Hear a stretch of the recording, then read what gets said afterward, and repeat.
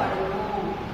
ఎప్పుడైతే ధ్యాన సాధన మనం మొదలు పెడతామో ఒక 5 నిమిషాలు 10 నిమిషాలు మనం మనస్సును ఏకాగ్రం చేసి కూర్చుంటాం. అప్పుడు ఇవన్నీ మెల్లమెల్లగా తొలగిపోతాయి. అప్పటి వరకు మన దగ్గరనే ఉండేది.